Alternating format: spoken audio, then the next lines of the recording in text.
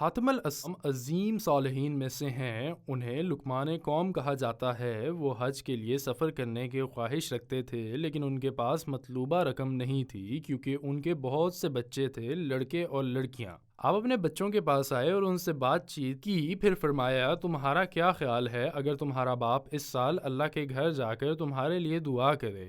بیوی اور بچوں نے کہا آپ کے پاس کچھ نہیں ہے، پھر آپ ایسا کیسے کرنا چاہتے ہیں؟ ان کی ایک چھوٹی سی بیٹی تھی جس میں حکمت اور نیکی تھی۔ جب حج کا وقت آیا تو اس نے انہیں بہت اداس اور روتے دیکھا، چنانچہ وہ اپنے والدہ کے اور اپنے بہن بھائیوں کے پاس آئی اور کہنے لگی آپ کا کیا خیال ہے اگر ہم انہیں سفر کرنے دیں اور پیسے کی پرواہ نہ کریں کیونکہ وہ دینے والے نہیں ہیں، لیکن جو کچھ دیا جاتا ہے اس میں سے دیتے ہیں۔ آخر ماں اور بیٹوں نے کہا یہ چھوٹی بچی ٹھیک کہتی ہے، آپ جہاں جانا چاہتے ہیں جائیں۔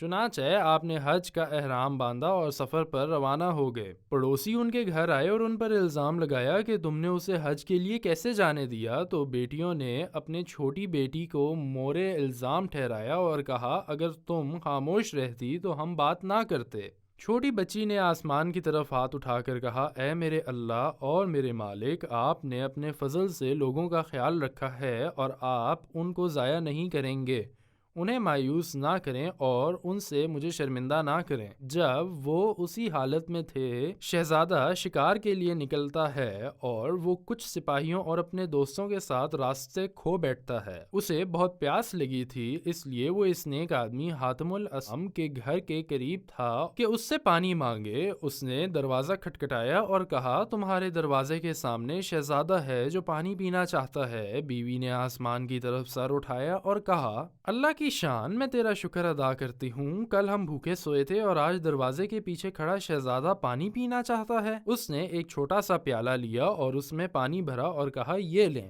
شہزادہ نے پیالہ لیا اور اس میں سے پانی پیا، اسے پانی پسند آیا اور اپنے وزیر سے کہا اس گھر کا مالک کون ہے؟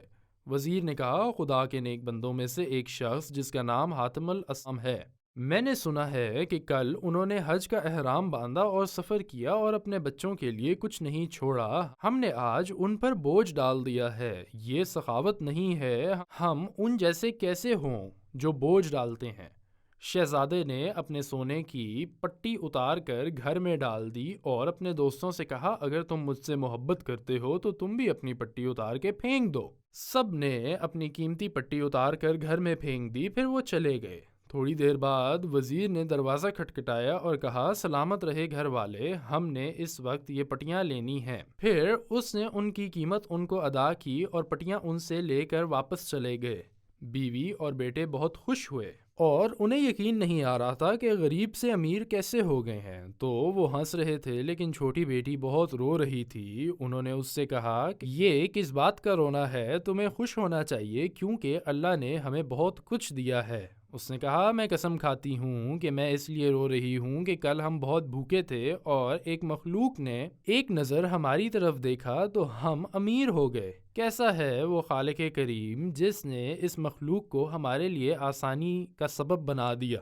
اے اللہ ہمارے باپ کو دیکھ اور اس کے معاملات چلاتا رہے۔ یہی کچھ حاتم الاسم کے گھر کے ساتھ ہوا اور وہ خود جب حج کے لیے نکلے تو ان کے پاس پیسے نہیں تھے، اس لیے وہ قافلے کے پیچھے چل رہے تھے۔ سفر کے دوران اس قافلے کا شہزادہ بیمار ہو گیا تو انہوں نے ڈاکٹر کی درخواست کی لیکن وہ نہیں ملا۔ شہزادے نے کہا کیا ہم میں سے کوئی نیک آدمی ہے؟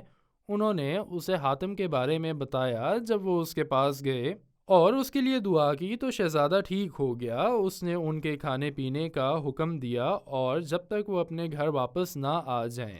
اس رات وہ اپنے گھر والوں کے بارے میں سوچتے ہوئے سو گئے۔ آپ سے خواب میں کہا گیا اے حاتم جو ہمارے ساتھ اپنا معاملہ درست کرے گا ہم اس کے ساتھ اپنا معاملہ درست کریں گے۔ پھر اس نے انہیں بتایا کہ اس کے گھر والوں کے ساتھ کیا ہوا ہے تو انہوں نے اللہ کا بہت شکریہ ادا کیا۔ جب وہ حج کر کے واپس آئے تو ان کے بچوں نے ان کا استقبال کیا اور وہ ان کے گلے لگ کر رونے لگے۔ پھر فرمایا اللہ تم میں سب سے بڑے کو نہیں دیکھتا بلکہ اس کو دیکھتا ہے جو اسے اچھی طرح جانتا ہے، لہٰذا اللہ کو خوب پہچانو اور اس پر بھروسہ رکھو، اور جو اللہ پر بھروسہ کرتا ہے تو ان کے لیے وہی کافی ہے۔ وَمَن يَتَّقِ اللَّهَ يَجْعَل لَّهُ مَخْرَجًا ويرزقه من حيث لا يحتسب ومن يتوكل على الله فهو حسبه إن الله بالغ أمره قد جعل الله لكل شيء قدرا.